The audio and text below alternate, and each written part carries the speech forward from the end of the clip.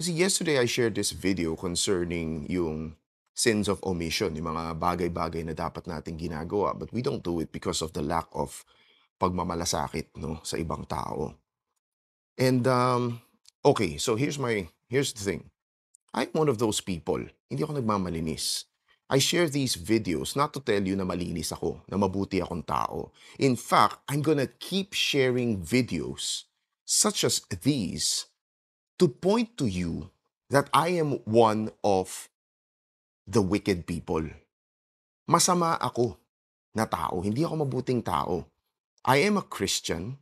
I go to church. I study my Bible. I share all these videos.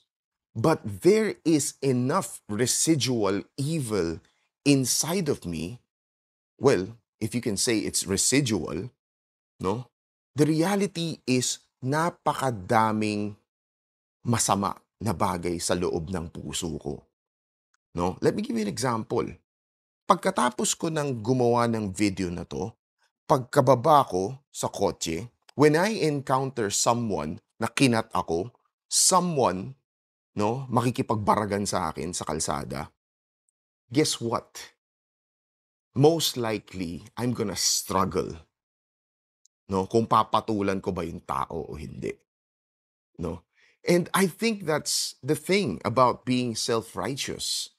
The thing about being, yung feeling mo, yung attitude mo na tipong okay ka na just because you become part of the church, just because, you know, you did something good, that you are a good person, that you're better, that you exalt yourself among the rest of your peers.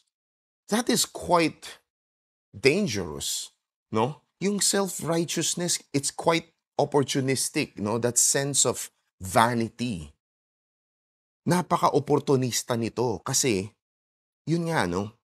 The moment you think you're doing something noble, it sort of creeps in and pats you on the back, no? Papalakpakan ka niya, "Uy, ang galing mo."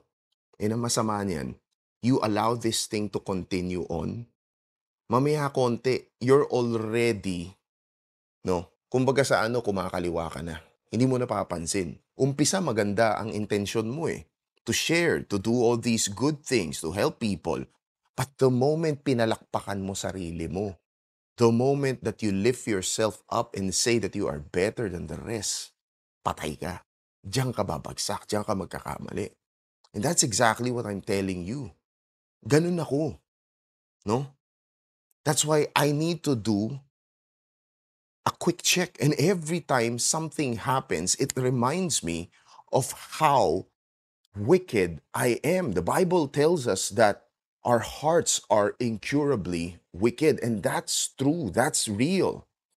No? That I validated that thousands and thousands of times in my life. Nakikita ko yan. And even today, mas nangingibabaw pa rin ang selfishness kaysa self-sacrificial attitude, no? Without having yung mga impure, without having those pretentious attitude, no?